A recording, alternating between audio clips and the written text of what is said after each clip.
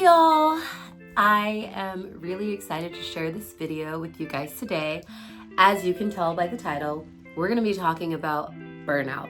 So let's jump right in.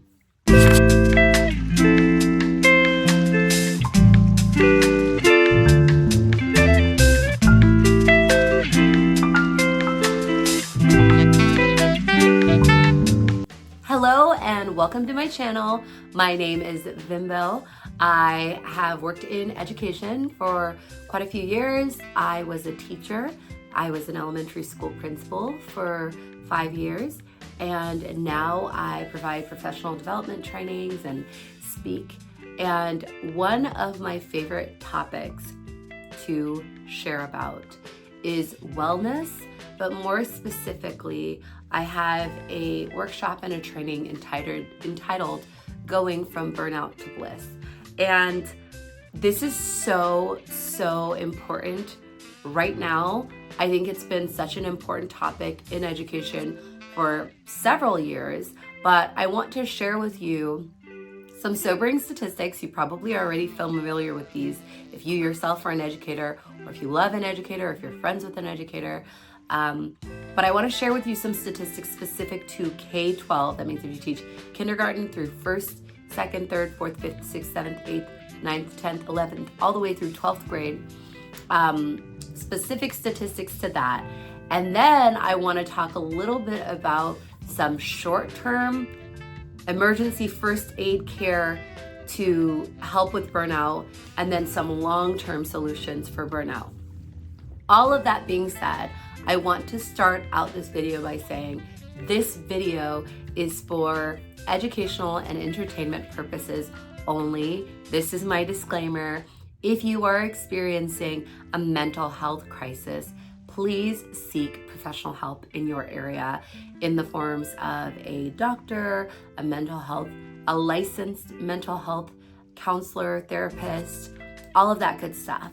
So just let this be one of the things in your toolbox, but this should not be the end all be all, especially if you are experiencing a mental health crisis, which burnout can lead to those. And we're going to talk a little bit about that in just a second. So first, let us define burnout. So burnout is often defined by the symptoms that occur when you experience burnout. So that includes having little or no pleasure doing daily things, feeling despair. It can often be accompanied with chronic illness. Your body can respond to you feeling overworked. But burnout is simply working a lot, not being able to rest a lot, not having a lot of margin in your day, kind of losing a sense of purpose. And all of those things, you can feel those different things to different amounts, but burnout essentially occurs when we push too hard for too long without enough support and rests. That is the easiest way to define burnout. Anyone can experience burnout. Honestly, unfortunately, even children or students or college students or young professionals or retirees, if you're involved in anything that takes a lot out of you and you do not have enough support and you do not have enough time to rest, you can experience burnout. And so within education, it's really a crisis right now. I saw a statistic that post-pandemic, there have been about 500,000 educators who have left the profession and have not returned. So in some studies that are done, that have been done about workers around the world, in the UK and the US, in several developed nations, it was determined that 3 in 4 adults have experienced burnout at some point in their life. So it's not uncommon for people to feel burnout during a certain season, but then come out of it and get a little bit more balance in their life. What is scary is that with teaching right now, about 50% of teachers are experiencing chronic stress and burnout. Most are not certain that they will return next year. And just anecdotally, I know so many teachers who are struggling right now. It is why I feel so passionate about sharing the information that I share. And a lot of times I get even more excited when I can share that information with administrators and the decision makers in schools who can actually move the needle. I like to say this: sometimes you cannot self-care your way out of a toxic situation. Sometimes it's beyond you. It comes down to policies and things that are in place that are keeping you or keeping things the way they are. So that's just my little tidbit. But that being said, what do you do if you are watching this video and you are like, I am burned out, I am tired? Like I said, I'm gonna offer 3 really quick short-term solutions, and I'm gonna offer 3 longer-term solutions. So the first short-term solution is identify the source of your burnout. It could be your job, or it could be that maybe your life responsibilities have changed in this season. Maybe you were single before, now you're in a relationship or married. Maybe you were married, but now you have a child, or you have a new pet, or you've moved to a new city. Identify, number 1, short term, what is causing the burnout? Why are you feeling overwhelmed? The second, short-term emergency first aid, and this is like a drastic step, but if you are experiencing burnout and it is like really, really tough for you right now, I would actually recommend to you, try to, for the next month, cancel everything that is not mandatory. That means you're not required by your job or your family to participate in it.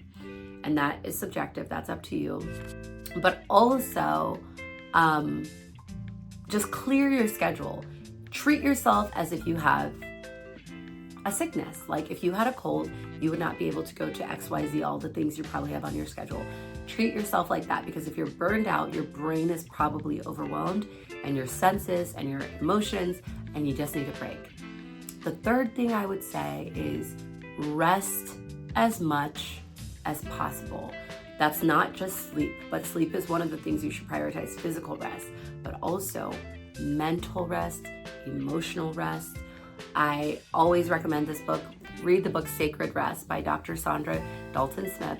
Amazing book about rest. But those are the 3 emergency things you gotta do. Identify what's causing your burnout. Could be your job, it could be your life circumstances changing. Quit a lot, at least for the next month, just so you can create space.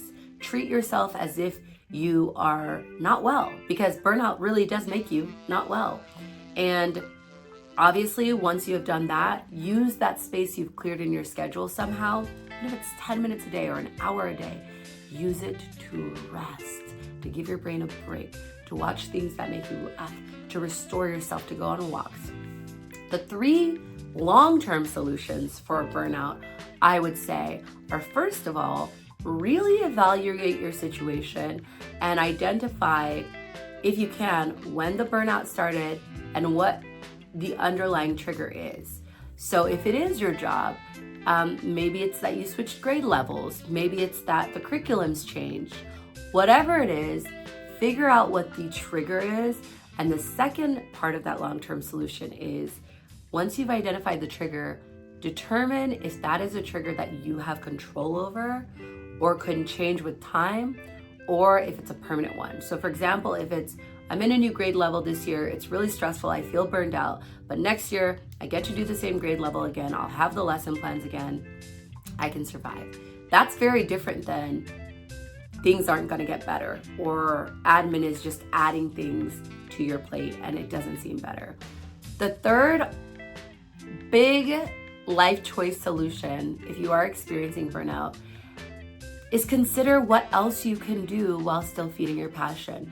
If you are an educator, there are a lot of things you can do, usually, especially if you're qualified and you've been doing it for a while, that don't require you necessarily to teach in a self-contained classroom or teach subjects. You could be a reading specialist if you get certain certifications. You can be support staff. It might be a trade-off. It might be a different salary. It might be different things than what you're used to. But burnout is a really big thing that has really big consequences. And so I just want you guys to think about that.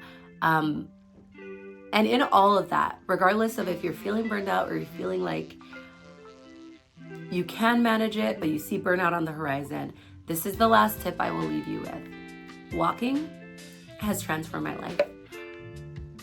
If nothing else, if you get nothing else, spend 5-10 minutes a day walking. Inside, outside, walk around your house, walk around your school building, take a walk. Because just by moving your body, so much can be accomplished. So all that being said, I hope you found these tips helpful. I'll be back again next Wednesday. And I hope this sprinkles a little bit of sunshine in your life. But whatever the case, I hope you go on to sprinkle some sunshine in someone else's life this week. Have a wonderful day.